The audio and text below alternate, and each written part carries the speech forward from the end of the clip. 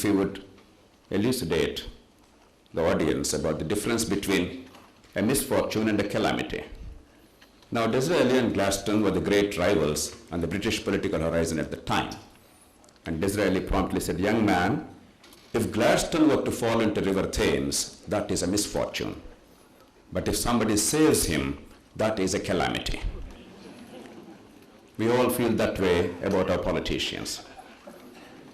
In our moments of despair, we hope that politicians do not exist. But there's no substitute to politics and politicians. Today, I hope Sri Advaniji and Suresh Prabhu will address a fundamental challenge: how to make the right thing saleable, how to make honesty compatible with survival in public life. Because in this country, politicians have become victims of a vicious cycle. The money power in politics, vote buying, phenomenal money power. In the state of Andhra Pradesh, where assembly elections are due in the next few months, Sri Advaniji was there in Andhra Pradesh the other day.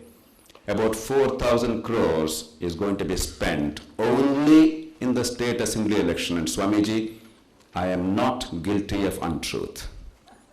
I am speaking the truth. 4,000 crores in one state assembly in one election. And in terms of purchasing power parity, that is over 10 times what was spent for the American presidency in the final phase of the general election by the two leading candidates. In our country, one legislative assembly election costs 10 times more than the American presidency. Most of it is illegitimate and unaccounted. It's easy for us to blame politicians. How do you change the incentives? And of course the freebies, the 2 rupees rice, the free power, color television, and 100 other things. And the speaker so aptly said, the fragmentation of India. The idea of India is in retreat because of subnational impulses and divisive forces. Therefore, I have 2 questions of the distinguished panel here, because we are here to find answers, to seek answers and to pursue them relentlessly. Question 1. Political parties are central to a polity. They may not have much of a constitutional status except an incidental mention in the 10th schedule. They may not have much of legal recognition except some incidental mention about recognition of political parties. But without political parties, a democracy cannot survive. So how do we make political parties themselves democratic? How do we make them choose the best to represent us? Because without their choosing the best, our choice at the ballot box is inconsequential. We choose between the Tweedledum and Tweedledee. How do we make political parties democratic and accountable? Are the parties in the country willing to discipline themselves, to abide by a code of conduct and by a regulation? Question 2.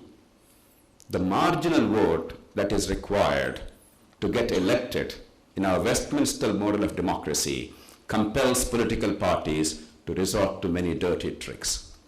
There's no point blaming them. We have a system of all or none. Winner takes all. There are no second prizes. If you get 1 vote less than the winner, then you lose out. That quest for the marginal vote makes people compete heavily, harshly, immorally, to buy the vote with money and liquor, and to do all sorts of things and make all sorts of promises. Can we think in terms of switching over to a system where the people's voting percentage is translated into legislative presence, so that the best can come in, so that we don't have to do the dirty things to get into office? And there are fears of fragmentation. Can we have a reasonable threshold so that a certain percentage of vote will guarantee representation, not 1 or 2%, to break up India on grounds of caste and region and religion? At least in the state as a unit. Otherwise, the idea of India is in retreat. The major national parties, and the leader of one of those parties, Sri L.K. Advaniji, is here. They are now in retreat because in large states of India, the national parties are disappearing. Subnational forces are making increasingly their presence felt.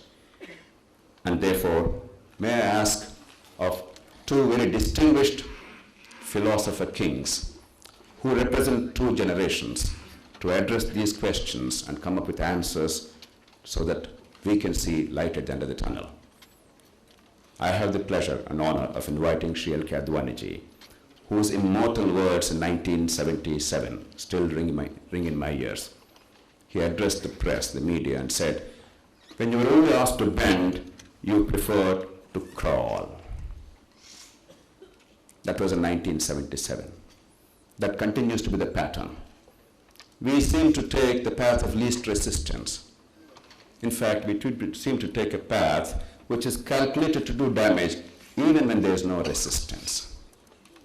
The challenge is, how do we change it? And before Sri Advaniji begins his presentation, may I request